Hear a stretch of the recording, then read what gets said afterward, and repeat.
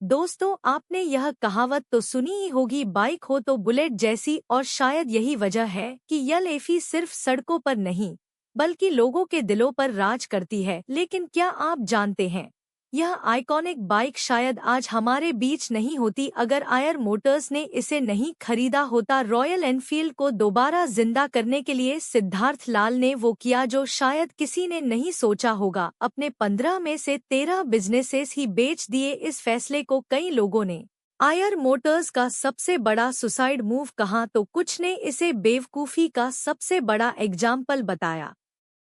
Company के shares लगातार गिर रहे थे और हर तरफ आलोचनाएं हो रही थी, लेकिन फिर कुछ ऐसा हुआ जिसने न केवल रॉयल एनफील्ड बल्कि पूरे आयर मोटर्स को ही इतिहास के पन्नों में एक नया मुकाम दिला दिया। आज आयर मोटर्स सिर्फ एक कंपनी नहीं है बल्कि यह भारत की बैकबोन बन चुकी है। इस कंपनी ने लाखों गरीब किसानों को खेती करने का सही तरीका सिखाया, छोटे व्यापारियों को स्मॉल और मीडियम साइज ट्रक्स दिए और इनकी बसें और हैवी टी ट्रक्स को तो हम अपनी डेली लाइफ में रोड पर गुजरते हुए देखते ही हैं। तो चलिए आज के इस वीडियो में हम जानते हैं कि कैसे आयर मोटर्स ने तुरंत आज़ाद हुए भारत को अपने पैरों पर खड़ा करने में इम्पोर्टेंट रोल प्ले किया। तो दोस्तों, इस कहानी की शुरुआत होती है उस समय से जब हमारा भारत 200 साल की गुलामी से आज़ाद हुआ था। उस टाइम हमारी इकॉनमी पूरी तरह से एग्रीकल्चर पर डिपेंडेंट थी। किसान पुराने मैनुअल तरीकों से खेती करते थे क्योंकि इंडिया में उस टाइम पर एग्रीकल्चरल मशीनरी की भारी कमी थी, जिससे कि उनका काम बहुत टफ हो जाता था और प्रोडक्शन भी काफ़ी लिमिटेड ही रह जाती थी। अब इसी प्रॉब्लम को ही सॉल्व करने के लिए एक इंडियन बिजनेसमैन मनमोहन लाल ने 1948 में गुड अर्थ नाम की कंपनी शुरू की, जिसका काम जर्मनी और अमेरिका से ट्रैक्टर्स को इंपोर्ट करके उन्हें अपने देश में बेचना था ताकि खेती में लगने वाली मेहनत को कम किया जा सके। वैसे तो यह आइडिया काफी सॉलिड था और एग्रीकल्चरल कंट्री होने की वजह से बहुत जरूरी भी, लेकिन प्रॉब्लम यह थी कि इंडिया उस टाइम अपनी इकॉनमी को स्टेबलाइज करने की कोशिश कर रहा था। फार्मर्स की इनकम इतनी लो थी कि महंगे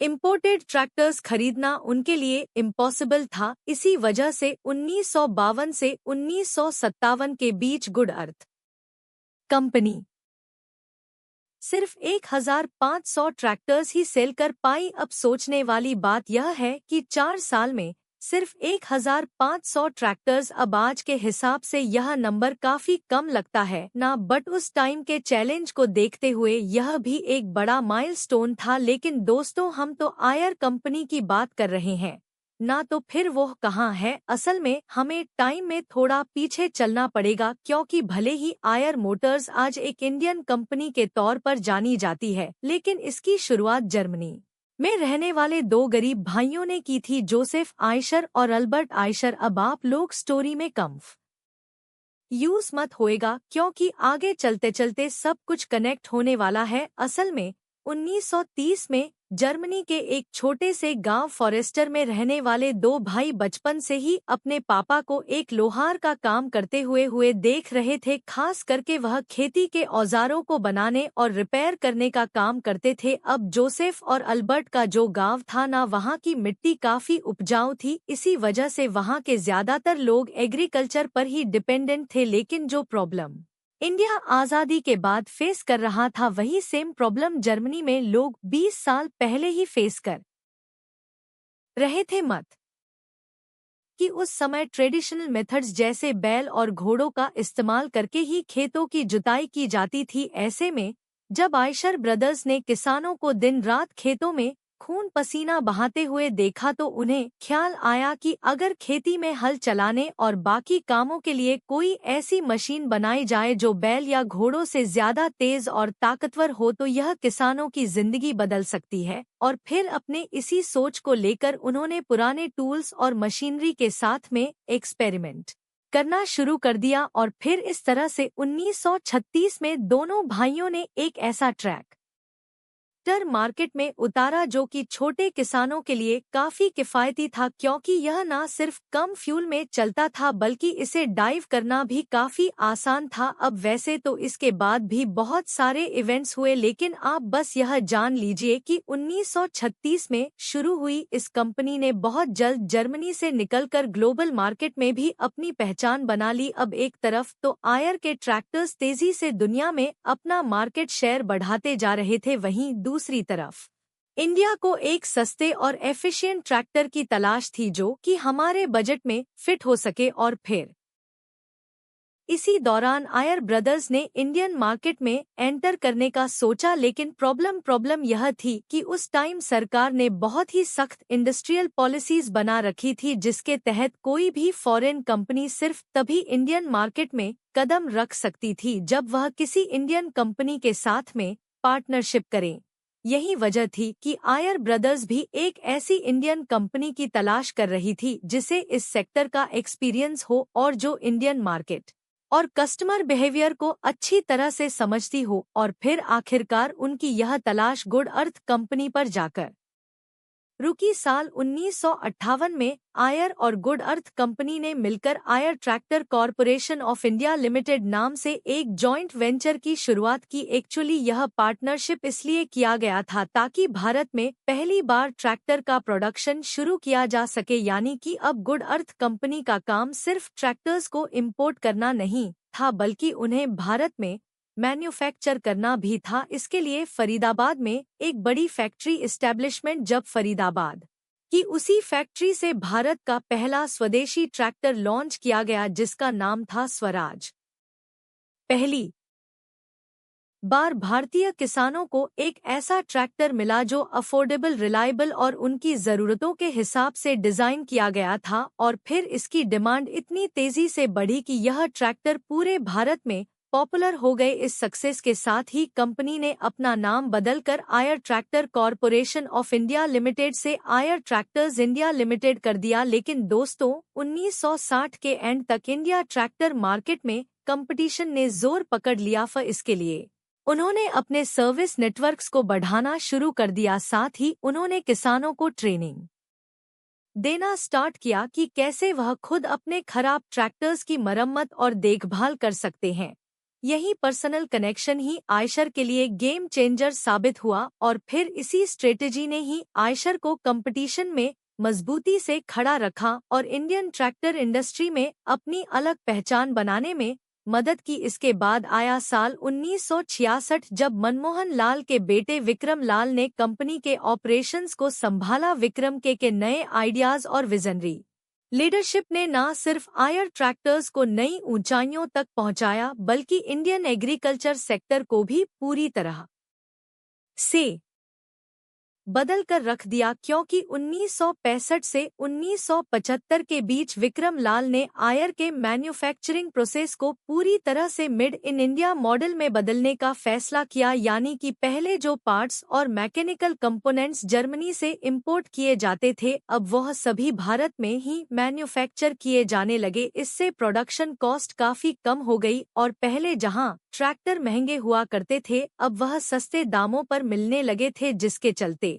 अब छोटे किसान भी इन्हें आसानी से खरीद सकते थे। इस बदलाव का फायदा यह हुआ कि खेती में मैकेनाइजेशन यानी मशीनीकरण का दौर शुरू होने लगा। किसानों की प्रोडक्टिविटी बढ़ गई, जिससे इंडियन एग्रीकल्चर सेक्टर में बहुत बड़ा बदलाव देखने को मिला। इसके बाद आया 1980 का टाइम, जब आए ट्रैक्टर्स ने वो कर दिखाया जो उस समय की भारत की बड़ी बड़ी कंपनीज के लिए सोचना भी मुश्किल था। असल में ट्रैक्टर्स ने अपनी ही कंपनी आयर ट्रैक्टरों का टेकओवर कर लिया। मतलब कि जिस कंपनी को दो जर्मन भाइयों ने शुरू की थी, वह अब इंडिया का हो चुका था। लेकिन यह सब हुआ कैसे, इसके पीछे भी बड़ी इंटरेस्टिंग स्टोरी है। असल में उस समय आयर ट्रैक्टर्स इंडिया का एनुअल टर्नओवर लगभग 80 करोड़ था और यह इंडिया का एक जानामाना ब्रांड बन चुका था। लेकिन दूसरी तरफ इसकी पेरेंट कंपनी आर ट्रैक्ट इकोनॉमिक स्लोडाउन से जज रही थी।